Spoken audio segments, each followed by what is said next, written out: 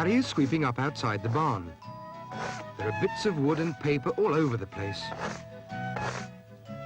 Sally and Jake are watching. So is Sly.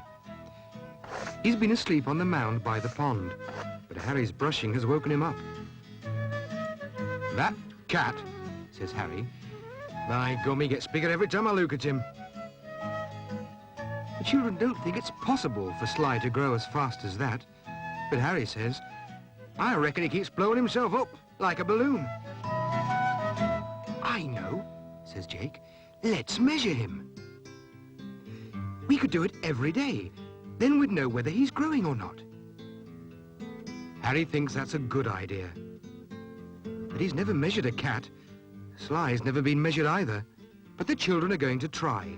They take Harry's broom and measure from Sly's nose all the way to the tip of his curly tail. Except he keeps curling his curly tail round the handle, which makes measuring very difficult. Then Harry makes some marks on the broom handle. One where Sly's nose has been, and one where his tail has been. Or nearly been. "And that's it," says Harry. "We can measure him again tomorrow," says Jake. "Let's all get measured," says Harry. "That's a great idea." Off they go to get measured. Harry stands with his back to a drain pipe to show them what to do. "Just make a mark at the top of your head. That tells you how tall you are."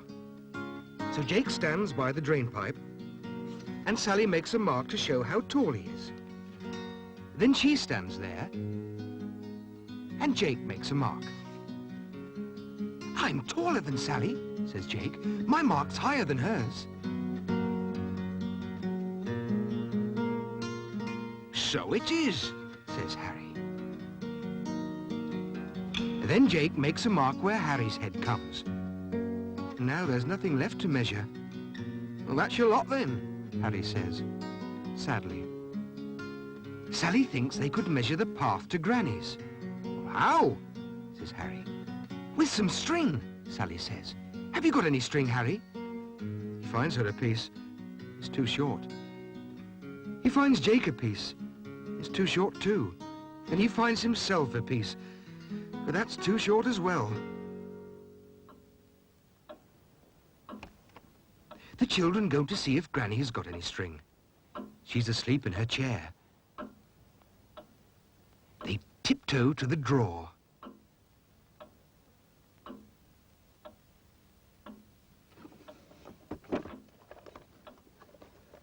But there's none in there.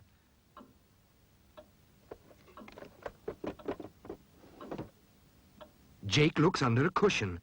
There's got to be some string somewhere, he thinks, but there's none there either. Sally crawls about near the sink, looking. Granny looks up. "What are you after?" she says. "The string," says Sally. "Oh," Granny murmurs. The children take the string outside to measure the path. All the way to Harry's barn. After that, they measure the pond. And then the marks on the drain pipe. And Father's car. And how high the mudguards are. And then how far it is from front to back, and they keep marking the string. Then they decide to measure Granny's cottage, all the way up to the bedroom window. But they can't reach that far, and Sally gets into a tangle trying. Then she has an idea. She goes upstairs and throws one end of the string out of the window to Jake. That's how they measure how high it is from the window to the ground.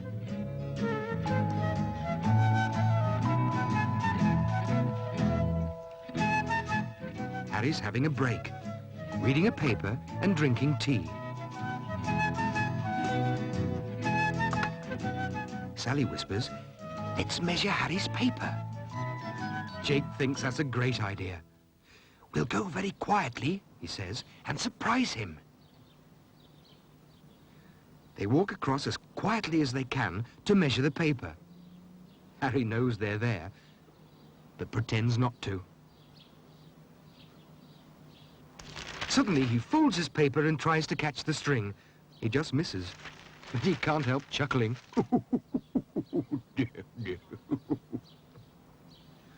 You spoilt our measuring, says Jake. Oh, heck, says Harry. Did I? And he puts the paper on the ground so they can measure it properly. Then Harry starts laughing again. Just look at that piece of old string, he says. It's covered in marks. So's my broom handle. And so's the drain pipe. They're all measurements, says Jake. We've measured everything. Granny comes out to say that dinner's ready. But she sees some marks on her front door. Wherever's all that chalk come from, she says. What have you children been up to?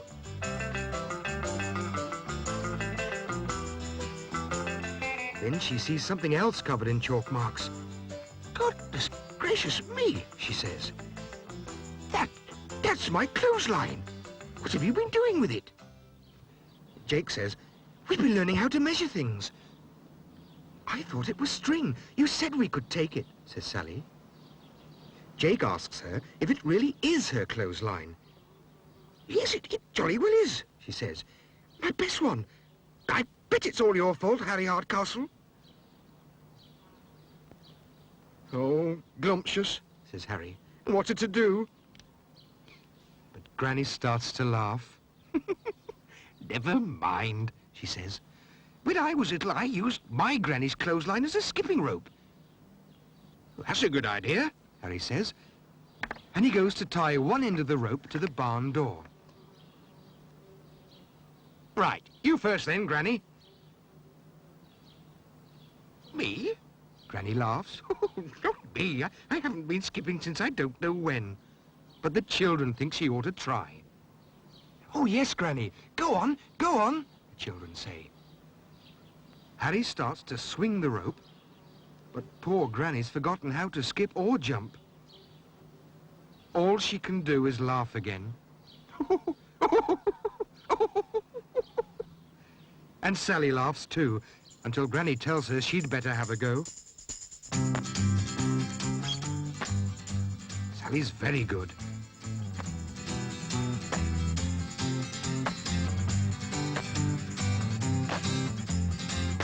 Even Sly thinks so. Then Jake has a go. He's quite good too.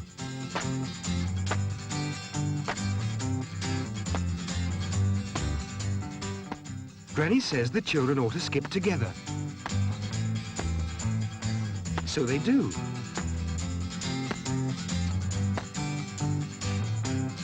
Then Granny says it's time to go in.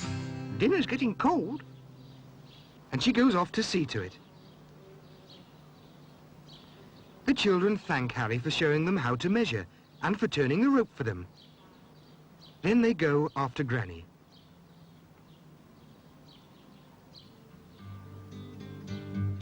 Sly rubs his head on Harry's hand.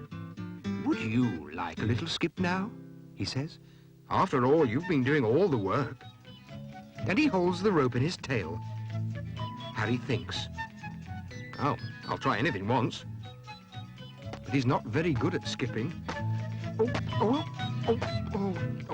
dear.